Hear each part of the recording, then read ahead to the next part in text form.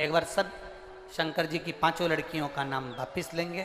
जया, विषहरा, श्यामली बारी, दौतली, देव।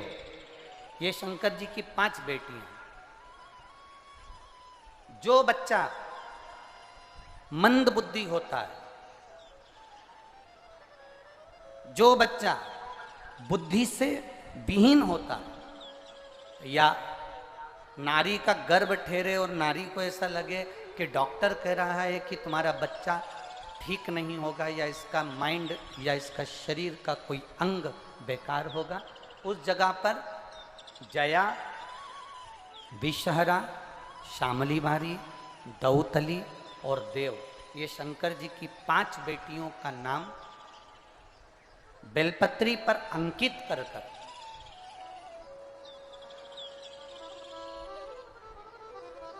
ये बेलपत्री 5 बेटियों का नाम इस बीच वाली पत्ती पर अंकित कर कर मध्य से, आपको पहले बेलपत्री का महत्व तो सबको मालूम है ना, हम पहले बता चुके हैं कि बेलपत्री की 2 डंडियों के बाद में जो डंडी रहती है उसका महत्व पहले बताया गया है।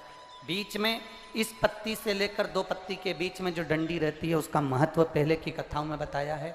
ये 2 पत्तियों का महत्व आपको पहले बता चुके हैं कि जब हमें कोई कामना करना होती है तो हमें बेलपत्री कहाँ से पकड़ना होती है? मध्य भाग से। दोनों पत्तियों और बीच की पत्ती का जो डंडी होती है मध्य भाग, वहां से बेलपत्री को पकड़ा जाता है।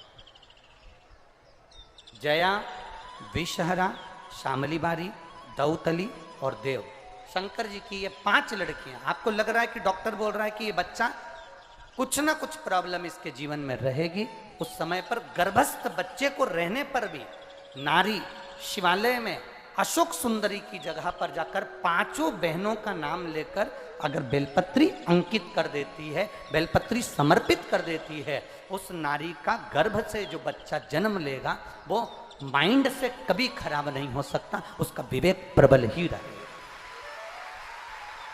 वो मानसिक विकलांग नहीं हो सकता, उसकी बुद्धिता का प्रबलता है।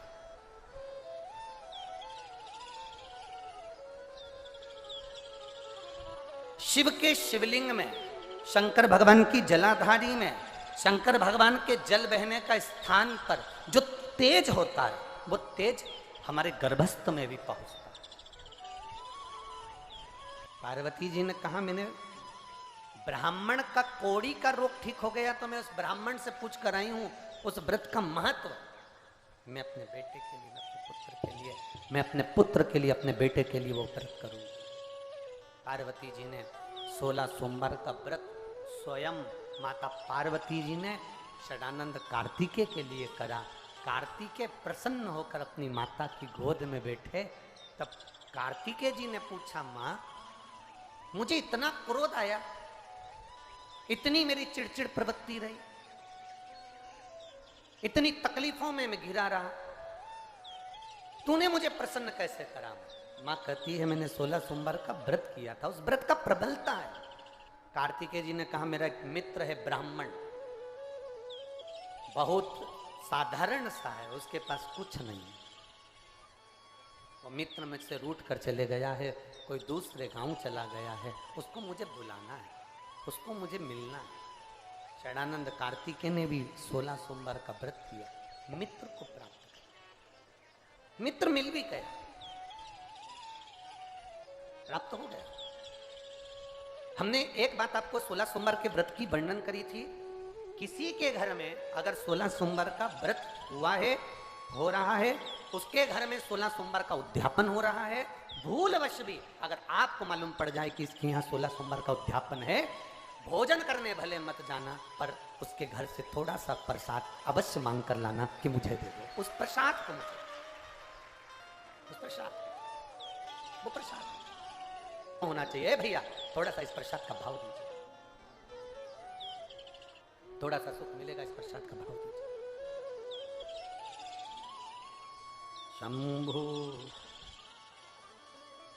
जितने बेटे बेटियां कंपटीशन एग्जाम की तैयारी कर रहे हैं, जितने बेटा बेटियां नौकरी की तैयारी कर रहे हैं, मैं उनसे कहूंगा आप मेहनत करो, खूब करो, दिल से करो, अच्छी करो, दम से करो, मेहनत में कमी मत आना।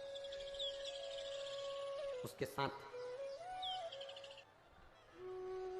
बहुत बहुत ध्यान देना, किस्मत मौका देती है। किस्मत जम के बोलो, मौका देती है, और हमारी मेहनत चौका लगा देती है।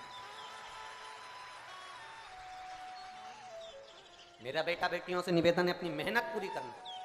शंकर भगवान करेंगे क्या? तुम्हें मौका देंगे, एग्जाम में बैठने का मौका देंगे, परीक्षा हॉल में तुम अकेले नहीं रहोगे, मेरा देव अधिदेव महादेव तुम्हारे साथ बैठे। किस्मत मौका देती है, और हमारी मेहनत, स्वयं की मेहनत चौका लगा देती है। हमारे उन्नति की सीढ़ी को चढ़ाने का कार्य हमारी मेहनत करती है। भगवान शंकर तुम्हारे साथ कदम से कदम मिलाकर चलेंगे। ये मत सोचना कि मैंने अगर शिव जी को बेलपत्री लगा दी है या मैंने जल चढ़ा दिया है तो भोलेनाथ लिख के आएंगे ना।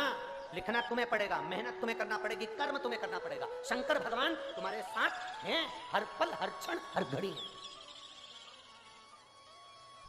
हर पल है।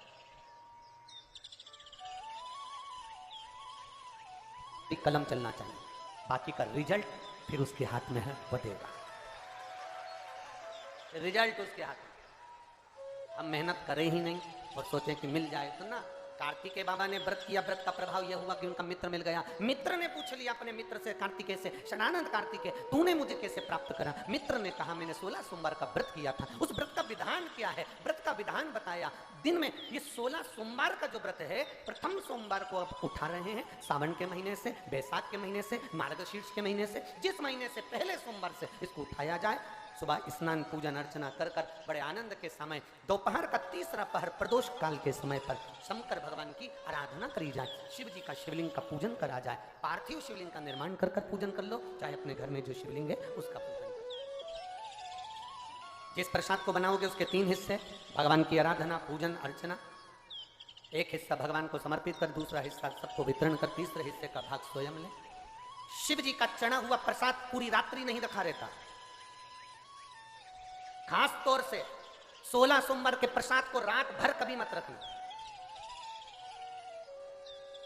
हम 7 दिन जो बेलपत्र यहां से आप लोगों को, कई लोगों को देते हैं, 7 दिन में 5 दिन 4 दिन जो बेलपत्र आपको मिलती है, तो ये बेलपत्र हम उससे कहते हैं रात भर नहीं रखना। इसको मिले, तुम्हारे शरीर में कष्ट है, रोग है, बीमारी है, बड़े से बड़ा रोग है, लीवर, किडनी, कैंसर तक का रोग है, तुम्हें जो बेलपत्री दी गई है उस बेलपत्री को तुम इसी पंडाल में कहीं ना कहीं बैठकर उसको खाकर बाबा की रज को अपने हृदय से लगाकर कह कर जाना, बाबा मुझे ये रोग है, समाप्त आप करना। जब 3 दिन कथा का बस केवल जो आखिरी दिन होता है, विराम का दिन होता है, वो बेलपत्री नहीं खाई जाती, उस बेलपत्री को तो रखा जाए। बाकी के दिन की बेलपत्र होती है उसको खाते हैं।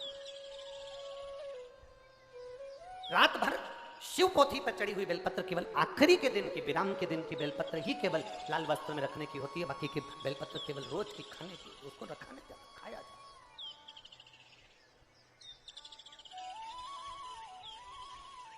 उसको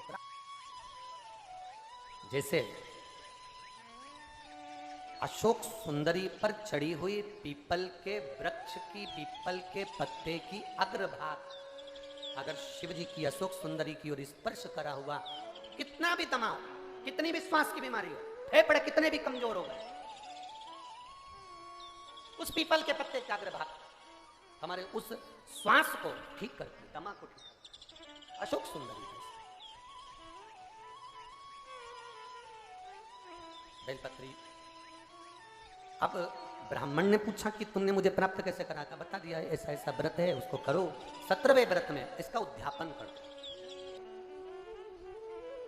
उद्यापन होगा वही प्रदोष काल में, शाम के समय, ठीक है। मान लो 17वें में नहीं कर पाए तो अगला जब तुम्हारे को अच्छा महसूस हो तब करो, पर व्रत का उद्यापन जरूरी है, ठीक है। ब्राह्मण ने सुना, एक पराये गांव में वो व्रत करता करता पहुंच गया। वहां के राजा की लड़की की शादी हो रही थी। राजा ने स्वयंवर रचा था। एक हथनी के सूंड में माला दे दी थी। ये हथनी जिसके गले में माला पहनाएगी, विवाह उसी के साथ बेटी का होगा। हर हर महादेव। श्री शिवाय नमस्तुभ्यम।